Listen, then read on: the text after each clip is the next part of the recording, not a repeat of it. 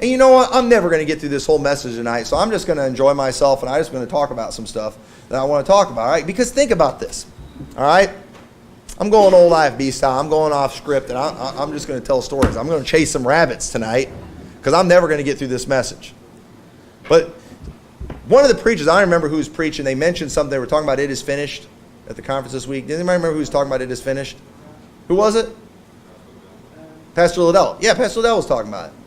And when he said something about it, it just hit me about how there is such a finality to what we teach about salvation.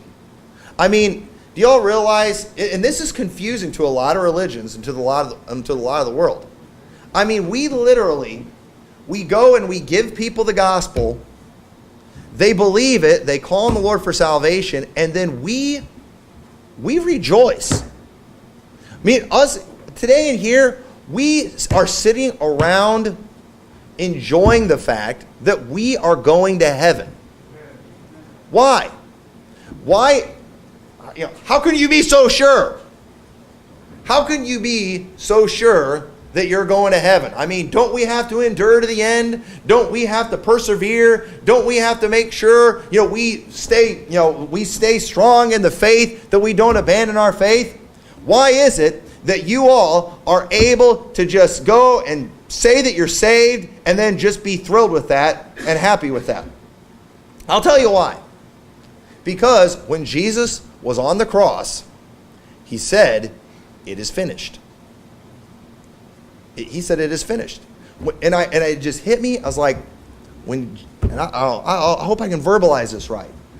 When I was thinking about Jesus saying those words, "It is finished," understand what he's talking about. The work for our salvation that needed to be done, he finished it.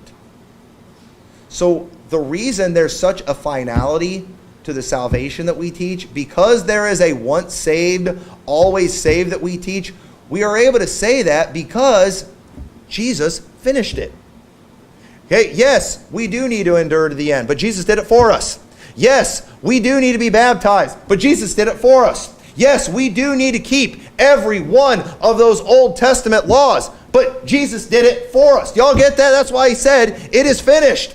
All right, so if you weren't circumcised on the 8th day, guess what? You did get circumcised the 8th day because Jesus did. He did it for you. Well, I never did any of those sacrifices. Yeah, but Jesus did it for you. He did every bit of it. Any law that people want to bring up from the Old Testament, I'll say, yeah, I did it. You know why? Because Jesus said, "It is finished." When it comes to the Sabbath day, do you still keep the Sabbath day today? And we've got some verses about the Sabbath day, if we ever get to them, that we're going to look at. You Christians, you still keeping the Sabbath day today? Nope. I work on Saturday. I did a lot of work yesterday on Saturday. I was tired when I went home on Saturday. But let me tell you something. I kept the Sabbath day. Why? Because Jesus did it for me. Jesus did it for me. And you know how I got in on that? You know how I got in on that? I got into that Sabbath by entering into his rest. I got into that by ceasing from my labors. I got into that by saying, I can't work my way to heaven. I can't be good enough to go to heaven. But Jesus Christ was good enough. Jesus Christ did keep all the laws. And I'm just going to trust in his work. And so because he kept the Sabbath day, I can't break that commandment. Remember the Sabbath day to keep it holy. If I tried, I can't do it. I'm saved. I've entered into his rest.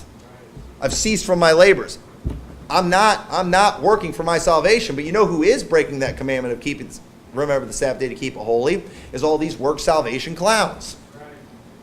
They're trying to work their way to heaven by good works, and maybe they rest on Saturday, but folks, if we bring up any law, we have to do the whole thing. Galatians teaches that. You're bound to do the whole thing. So just understand those words, "It is finished." When people want to bring up the carnal ordinances, when they want to bring up the ceremonial things, just tell them, I've done every single one of them through Jesus Christ. My high priest did it for me. Every one of those things. I don't know about you, but that makes me feel good. That makes me feel like preaching like a camp meeting preacher out there. I think we ought to get, if you all weren't a bunch of Yankees, you all be running around the building right now. And you know, these clowns, they run around the building whooping and hollering and shouting over a guy getting up and preaching heresy, preaching you got to quit sinning in order to be saved. I'm up here preaching that Jesus Christ did it all for you. And, yeah, amen. I'm going down south, man.